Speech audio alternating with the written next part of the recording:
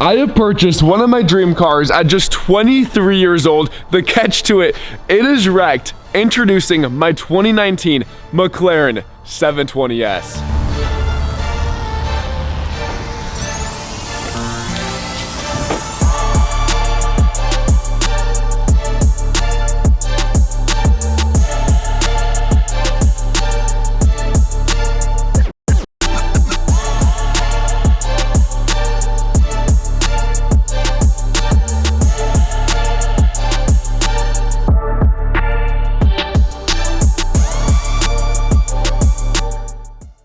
Now, the fact that those words just came out of my mouth is still such a surreal feeling. Now, to be honest with you guys, I've owned this car for 3 months now. It has been tucked away in my home garage, waiting for the day to reveal this to the world, and well, today's the day. And now, to point out the obvious, this thing is smashed beyond repair, at least in insurance's eyes. So let's go back to 3 months ago when I saw this car for the first time in person, decided to bid on it, and obviously won it at auction. Yeah.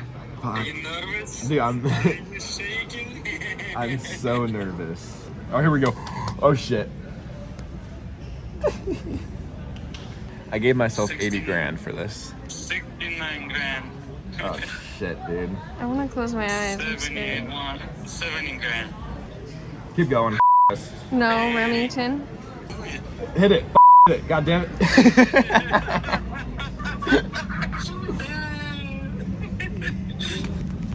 Wait, is that us?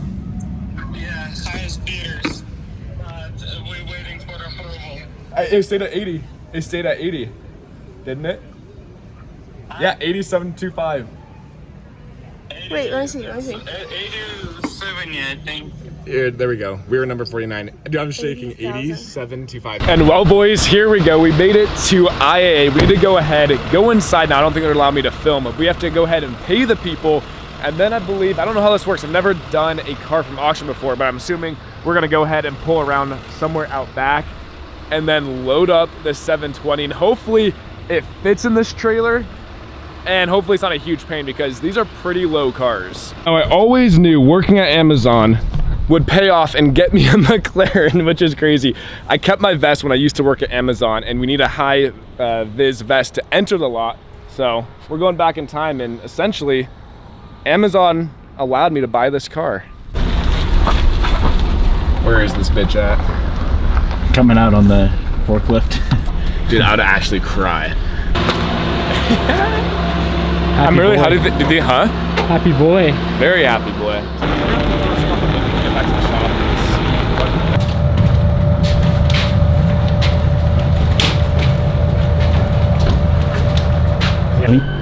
Oh, it's the owner's manual. I saw a zipper. I thought someone left their purse in here. I thought there was gonna be like some money. Oh, this is so surreal, but here we go. We just got the car all strapped down. Funny enough, these cars are not the easiest things to strap down whatsoever, especially when you have a million body parts laid around, but we did the best we could. This is not ideal, but we're gonna drive really slow and try to get this thing back to our shop safe and sound. Now, this car new has an MSRP of $300,000, new of course, and I picked this thing up for a fraction of the cost. And well, there's a few reasons for that. Now, this is one of my all-time dream cars. There's not another car, in my opinion, supercar, that looks nearly as aggressive as this car on the road. McLaren absolutely kills it with their designing. And this thing was 15 minutes away from my shop. I have never seen a wrecked supercar at the Spokane IAA auction before. So I went down to take a look at this car. It was love at first sight. I knew I had to do whatever it took to get this thing in my driveway. Now, a lot of people, when they're dreaming about buying their first supercar, normally you'd get the keys and drive this thing right away. For me, I don't like that as much. I love the chase and the build up to it, and that is why I always told myself my very first supercar I get will be wrecked. One, because it's a lot cheaper to do, and I would enjoy the process building this car from a non-running destroyed chassis into a gorgeously functioning, normal looking 720. So this is me introducing the newest rebuild on the channel. And if any of you guys are new to this channel watching this video for the first time, no, I have absolutely zero experience on anything of this caliber. So it's gonna be a fun process, but again, I'm young. I love to play around with stuff like this. Needless to say, this is going to be one hell of a rebuild series. Now you might be wondering, how much did I pay for this 720? Was it worth it? What is my budget? What's my end goal?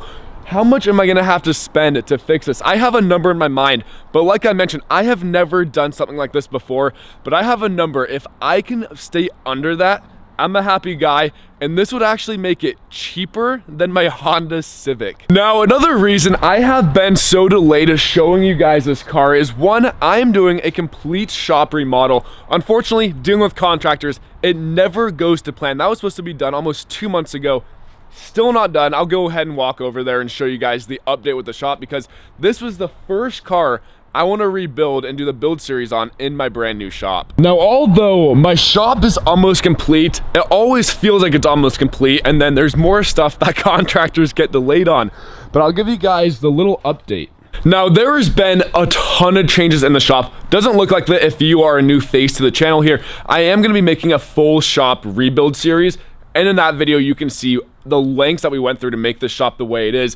But right now they're in the stages of doing the installation and then drywall. All the electrical is done. We have a 200 amp service out here. We have 4 200, 220, 60 amps. We have all the power in the world we need out here, all the outlets, and all of the electrical as well. Just on this lean-to side, we have 12 can lights. We have 4 can lights per section here, and then we are putting LED light bars in as well. This is going to be an extremely well lit up shop. That is my biggest complaint in my current shop, is the lighting is horrible. We have tons of small accessories coming for this place, but this is double the size of my current shop, and I cannot wait to get that McLaren pushed in here and start tearing that thing apart. But let's give you guys a little walk around of the car, show you guys all of the damage, at least I've been able to see so far. In the next video, we're probably gonna find tons more, but so far, it's pretty bad. Now, the nice thing is this passenger side is completely spotless. There's not a single scratch over here, but we make our way to the front of the car. This is obviously where a big impact was. Now, when I was at auction, I asked one of the employees how this vehicle got wrecked to the degree it's at right now. And the story I was told is some dude was driving very close to where I live here on a gravel road, lost control, and well, totaled his $300,000 car. Now, looking at the damage on the front end, it is a full bumper replacement and hood replacement. Oddly enough, this part of the hood looks perfectly fine, but as you guys can see up here, it completely bent. So this whole hood is garbage. There's no way to save this.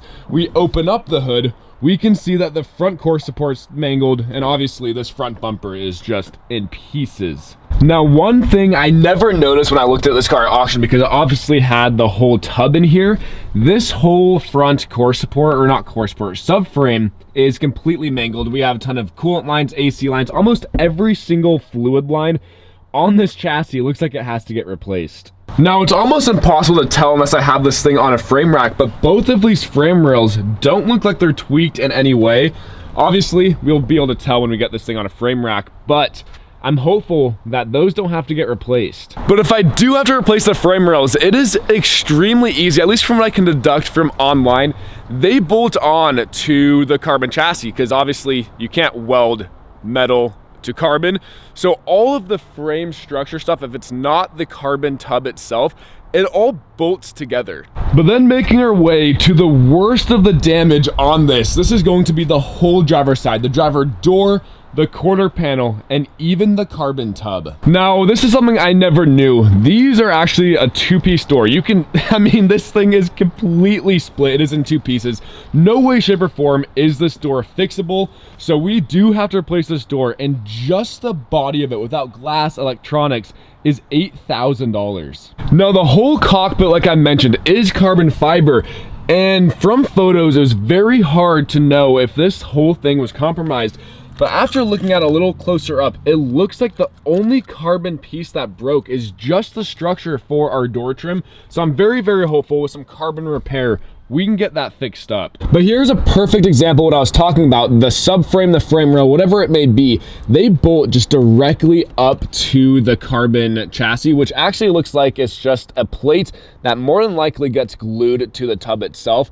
But this part back here looks perfectly fine. Then we make our way onto our quarter panel. This thing is just hammered. It's not even connected to any of the factory mounting points. I mean, I can just move this whole thing. But thankfully, for a used quarter panel, it's about 1,500 bucks. And then whatever is damaged behind here as well. We're gonna have to replace more than likely all the radiators, AC condensers, oil coolers, stuff like that. Obviously, it's a little difficult to see until I get this car on a lift or properly start taking this thing apart. But everything behind that looks pretty damn normal. And then for the best part on this whole car, that is going to be, well, the car itself. Now, what I mean is this chassis has 2,600 miles, by far the lowest mileage 720 I was able to find on the market, even clean title. Normally they have 15,000 miles minimum. But this one, being a 2019, is still a baby with 2,600 miles. I just love the way all of the infotainment, all the buttons are just tailored to the driver. Very minimalistic. It is awesome. But this interior looks brand new, which it is. I mean, 2,600 miles is nothing for this car. Now in front of me is my receipt from IAA Spokane on how much I purchased this car for. Now, funny enough, in the video that you guys saw, I won this bid at $80,725. They actually declined that offer, put this thing back on auction the next day, and with a buy now price of $75,000. I don't know what they were thinking. They just lost $5,000. And well, of course, at 5:30 a.m., I hit buy now for $75,000. And out the door with all of the auction fees and whatnot, I walked out paying $79,759, which in my opinion was a steal for this car. Any comparable I saw, salvage, auction 720s, they were going for $100,000 to $120,000, some with a lot worse damage than this one. So in my opinion, I think we got a pretty good deal. And then that leaves me with what is my all-in cost to have this car completely functioning OEM spec back on the road.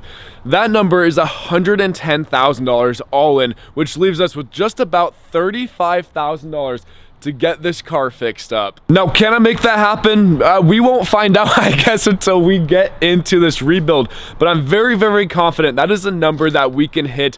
I hope you guys are excited. This is still such a surreal thing that I'm even picking up the camera, filming this video for you guys. But if you guys are excited, please like this video, subscribe, turn on notifications so you guys don't miss any future updates with this car, and they're coming soon. Now I need to go inside and start ordering everything to fix this thing up. But from the bottom of my heart, thank you to every single one of you guys watching this that has now made this dream a reality.